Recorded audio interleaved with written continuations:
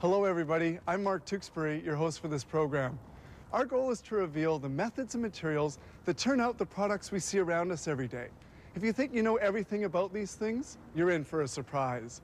There's a whole world waiting for us to discover here on How It's Made. The topics today: nails and staples, safety glasses, fabrics, and bicycles.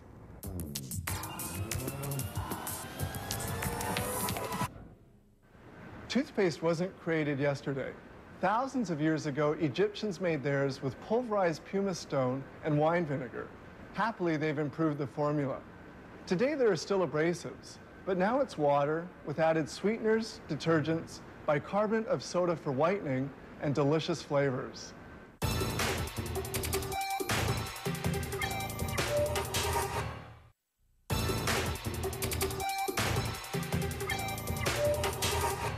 For connecting wood to wood, there's a great variety of fasteners.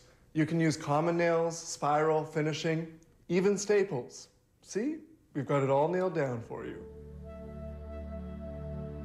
There are hundreds of varieties of nails being made, and they're made of very durable carbon steel, all starting from steel wire. Rolled up on a drum, this steel wire weighs in at 2,045 kilos. The wire's diameter is 6 millimeters, and that's too large, so they'll have to reduce its size. Using many drums, they're going to pull the wire successively to gradually thin it. Then they'll roll it up again.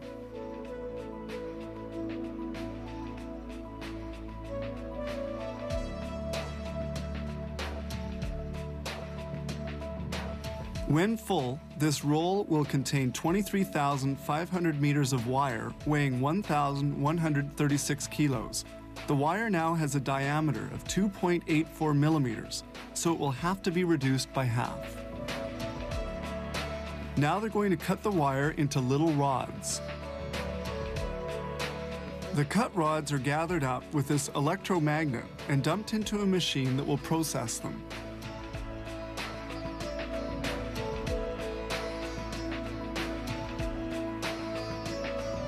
Here the rods are made into nails. The metal rods move along slowly and a blade forms the nail points. These blades are changed every 600 hours.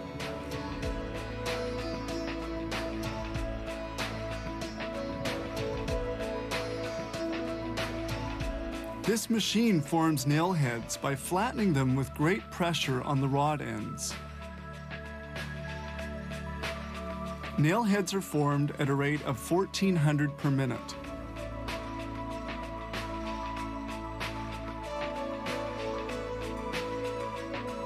The manufacturing of nails is now finished. They fall into a chute, then into this collecting bin. Nails are sold by the pound or embedded in plastic rolls, as we see here. This machine inserts 167 nails into each roll. The plastic strip has teeth, and the nails hook into these.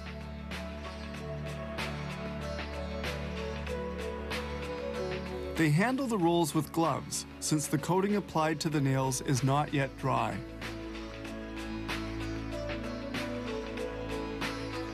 This machine produces 5 rolls a minute for a total of 835 nails.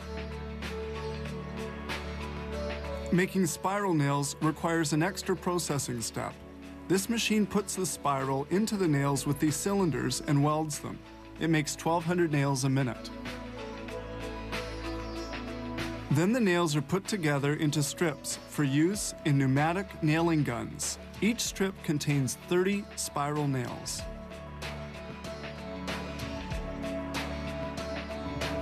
To help them stay in place, the nails are coated with a resin that dries in 4 minutes. This is the nailing device that uses nails on a strip. It sets the nails in one strike with the user's trigger finger.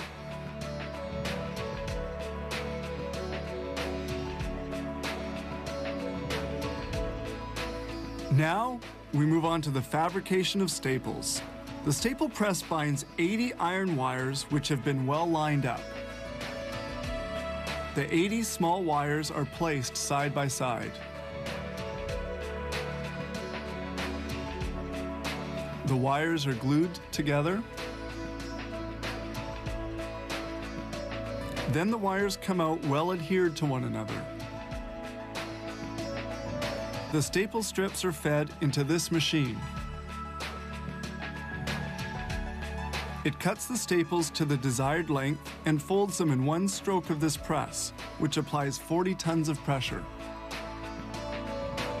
Staples are formed on this gauge, and the staple strips are then ready for packaging. Every day, they produce a total of some 25 million nails here, which require the processing of 10,000 tons of metal annually.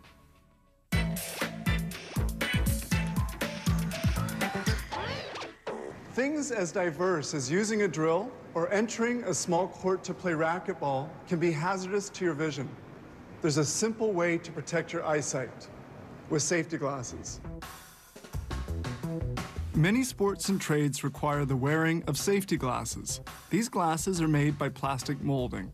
Here we see the interior of a mold. The optical part of the lens is mirrored in order to be as transparent as possible without being deformed.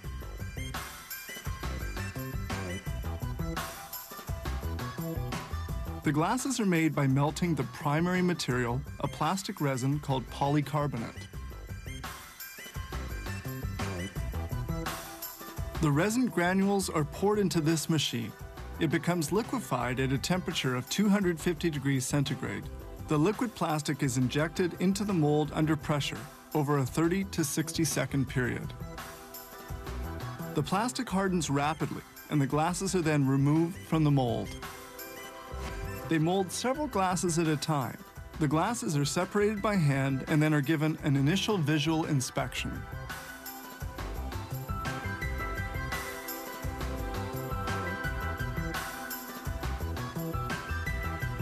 The glasses are placed on this support. They're then taken to the laboratory where they'll be given a surface treatment.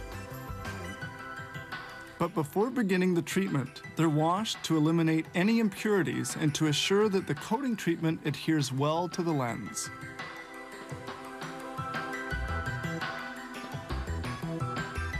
When they've been washed, the glasses are then rinsed in clear water.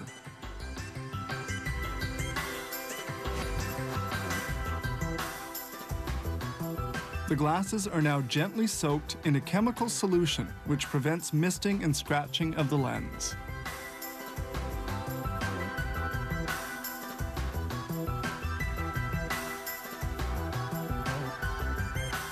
This coating now has to be cooked.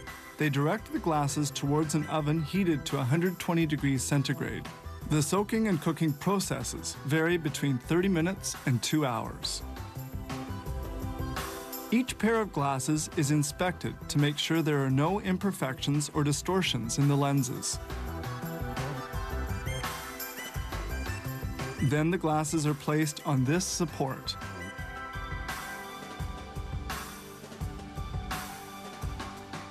This milling machine automatically removes the last piece of polycarbonate.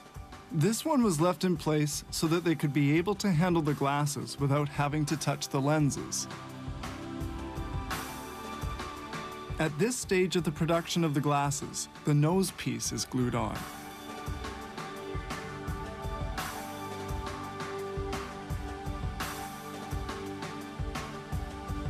Certain pairs of glasses are selected from each production run. Here they evaluate the resistance of glasses to a racquetball hurled at them at 140 kilometers per hour. Here a hockey visor is tested against a puck traveling at 100 kilometers an hour. To conform to safety standards, the glasses must withstand these tests. It confirms that they're truly safe. They now proceed to final assembly steps in making the glasses. The last few pieces of the glasses, such as the plastic ear stems, are installed.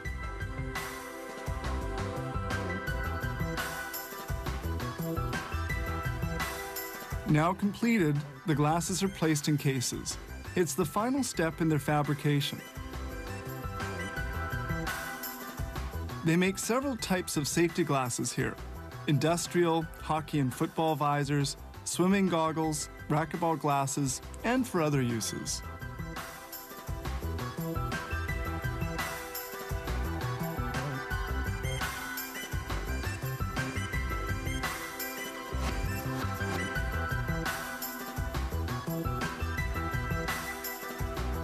This particular facility can turn out thousands of safety glasses every day. And the polycarbonate resin used to make those safety glasses could very well save your eyes one day.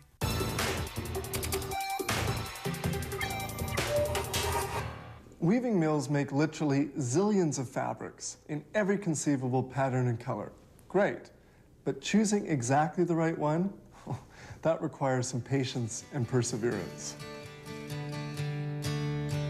Fabric is made from thousands of braided threads. This mill has 700 bobbins of polyester. Each bobbin contains 250,000 meters of thread. We begin by separating the threads. This warp unit takes the 700 strands and assembles them. Then this comb separates them. Other strands are added, and in total, there will be 7,000 of them well aligned. One fabric is composed of threads braided at 90 degrees. The warp threads are assembled lengthwise, while the weft threads are joined transversely. To prevent the threads from tearing, they pass through a bin of glue. These rollers eliminate the surplus. The glue will be removed with water before dyeing the threads. The glued together threads exit this machine. These large green cylinders are heated and dry the glue on the threads. Knitting will soon begin. The 700 strands are newly separated on this loom roller.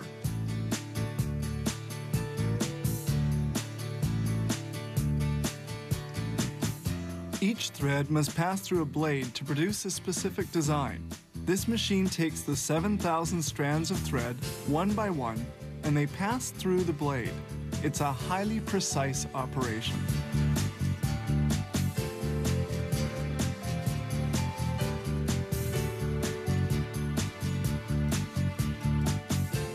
The threads pass through a blade, and the weaving finally begins. On this Jacquard-type loom roller, the warp thread is inserted by a jet of air. The weaving machine assembles 2 loom rollers made of 7,000 strands. The fabric reaches a width of 3.65 meters. The dark threads are inserted into the weave. They insert 600 weft strands per minute. The blades remove the weft strands to insert the warp ones between the two. A comb pushes the weft. The plate of the breakage chain stops the machine should a thread break. This bobbin contains 250,000 meters of thread. That's 250 kilometers. The weft thread is in the insertion nozzle. When a weft is inserted, an air jet nudges it in. The loom roller operates at full tilt. It makes 600 thread intersections a minute. Weaving is now over. We move on to the following steps: washing and dyeing. Washing is done in a soapy solution at 80 degrees in a continuous manner at a speed of 60 meters of fabric a minute. The fabric is rinsed in clear water of about 30 degrees. Now it's on to dyeing. This is done with jets. Up to 12,000 meters of fabric are placed in clean water into which colorants have been added. The solution is heated and the fabric soaks here for about 6 hours. Then it will be rinsed in lukewarm water. The fabric is placed in a bin.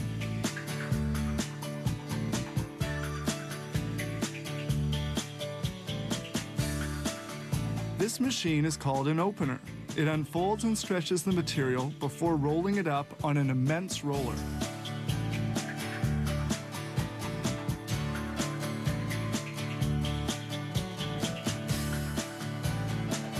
And now the roll is almost full.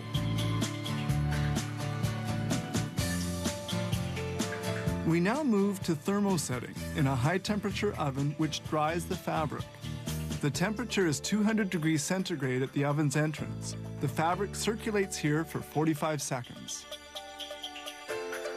This finished roll weighs 1,500 kilos. The bobbin that we saw at the beginning has produced 25 kilometers of fabric.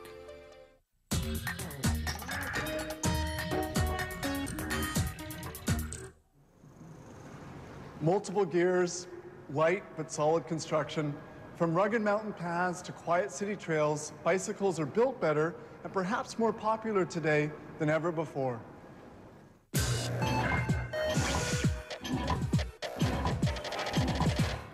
A French invention of 1790, the first bicycle resembled a two-wheeled wooden horse without pedals or handlebars. In 1817, a German gave it direction control. The addition of pedals to the front wheels came from France in 1861.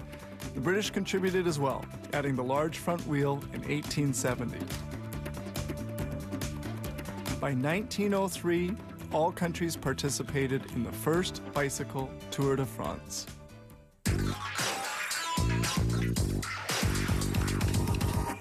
A bicycle is a beautiful piece of engineering. The frames are made of steel or a chromium molybdenum alloy known as chromalloy. Fabrication begins with these hollow tubes. The tube cutter cuts the steel before sending it to the bender. The bender curves the tubes cold, exerting strong pressure against the bending jig.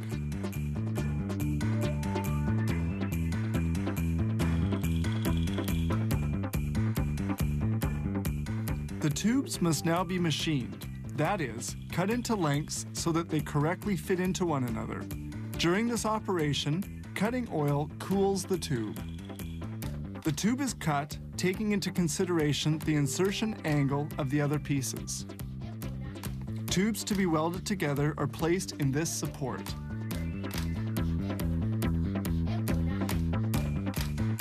They insert a piece in an alloy of silver and bronze, which increases the strength and produces a better finish at the welding point. Welding now takes place. Welding of the frame requires about 2 minutes at a temperature of 800 degrees centigrade.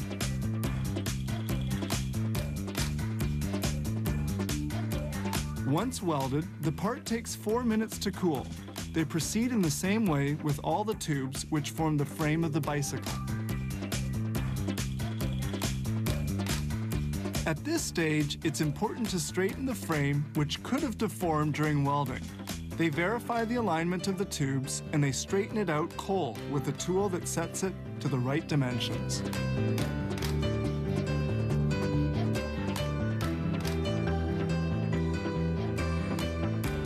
Now they're going to paint the frames. Paint is applied with a spray gun and adheres to the frame by static contact. Then the paint will be baked in a natural gas oven at 218 degrees for 15 minutes. The frame is now cooled and we can begin the assembly.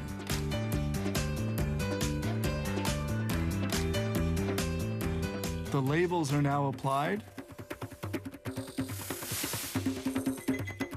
In another department, an employee assembles the handlebars. He installs the mechanism for the brakes and the gears.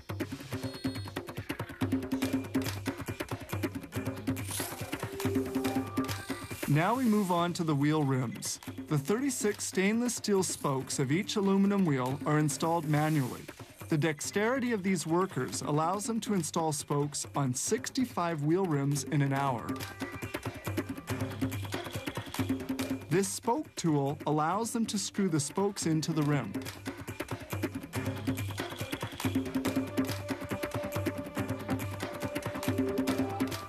This machine exerts a pressure on the spokes so that they'll have the desired tension. If there's too much or not enough tension, the rim will be crooked.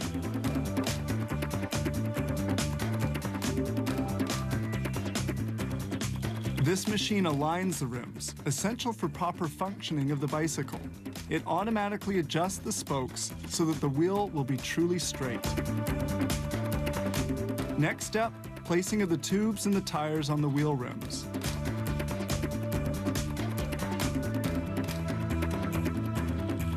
Set upside down, the bicycle circulates from one workshop to another where they will install the last mechanical parts. These accessories are not made here. The handlebars, the pedals, the fork, the brake, and chain mechanisms are all installed manually.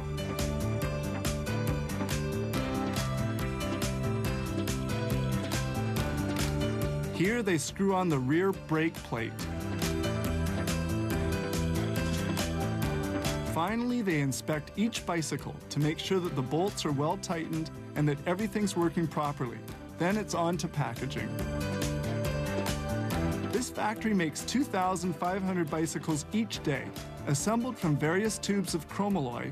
Each one weighs about 11.4 kilos and will run for thousands of kilometers.